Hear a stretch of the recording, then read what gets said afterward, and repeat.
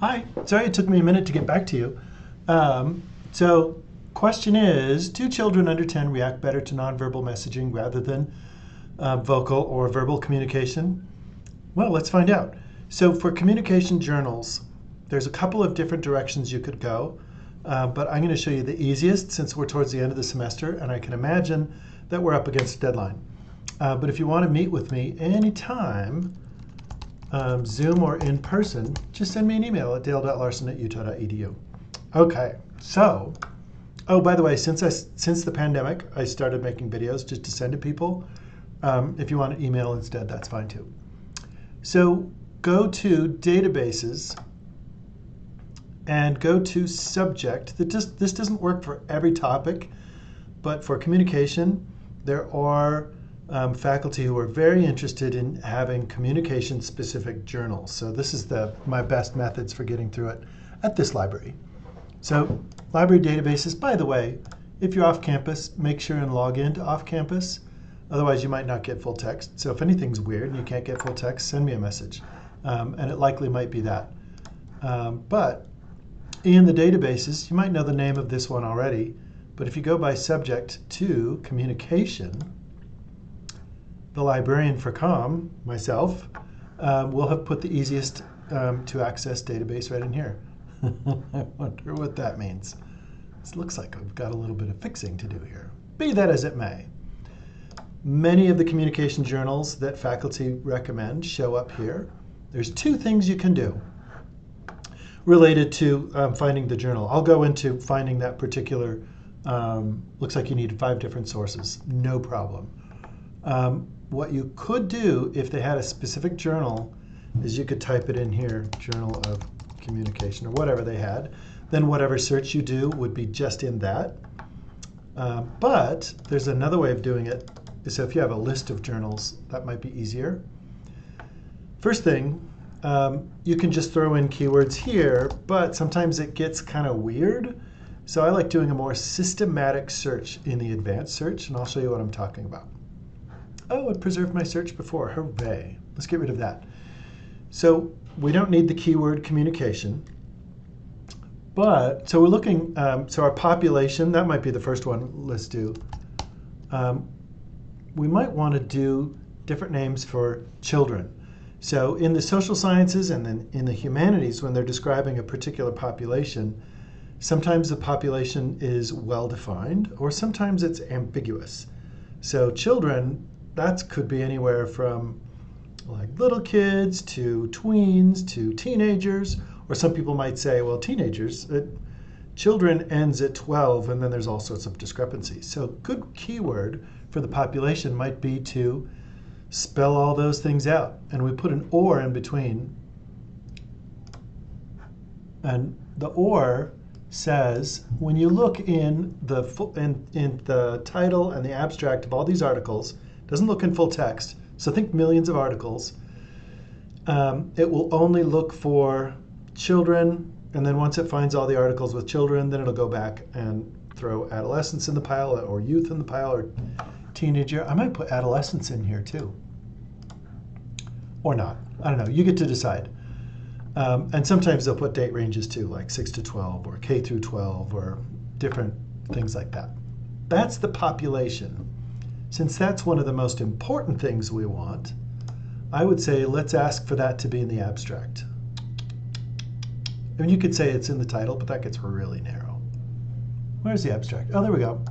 Abstract. Abstract is that paragraph that describes everything that follows in the article.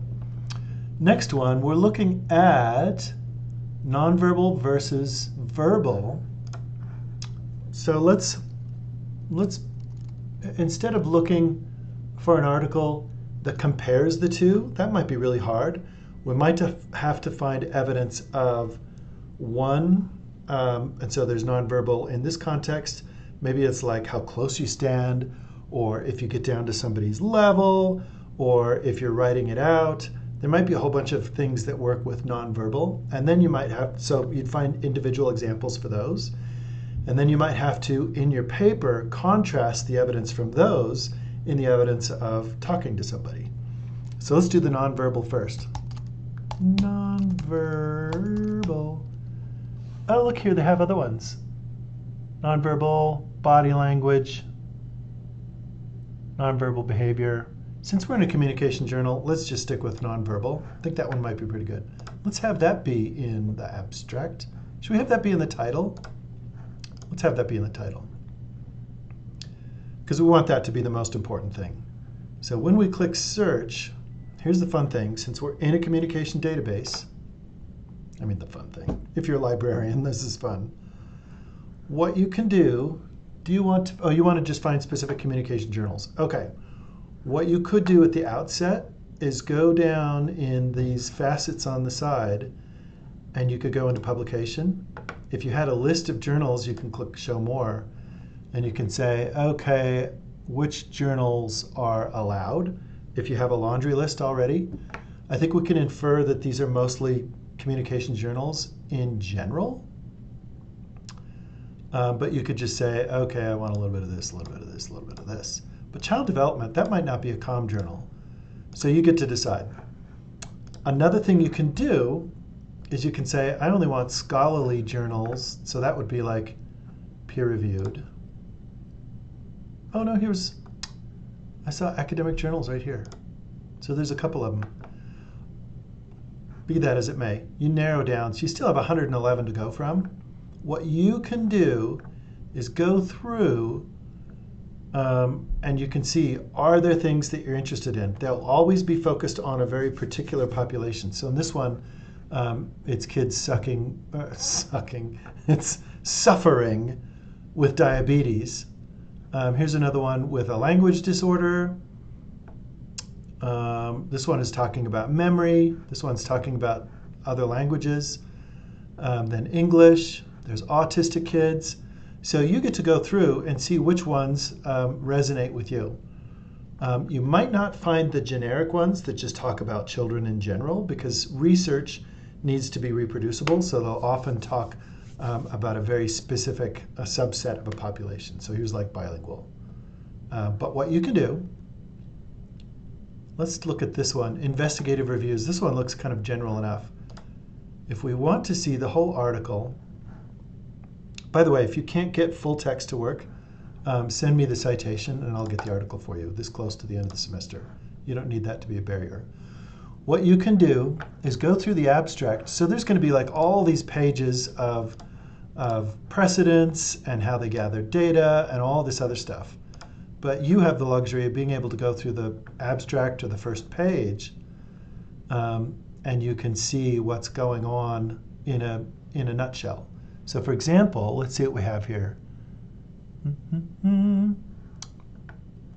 Oh, so if you have a particular kind of interviewing, attentive interviewing was associated with suboptimal child expressivity scores. You'd probably go on to read the article where it would describe that if you use a particular interviewing style, kids are going to be less expressive. That's really cool. Okay, so there's implications on like best practices for interviewing children and nonverbal. That's very specific, isn't it? Let's do another one. Go back. I feel like I'm breaking it when I click too many times. I could go back to that same search, and on this one, let's do verbal, but there's also conversational or conversation or talking or talk. Like, what are the different iterations of verbal communication? Oh, you used even the word vocal.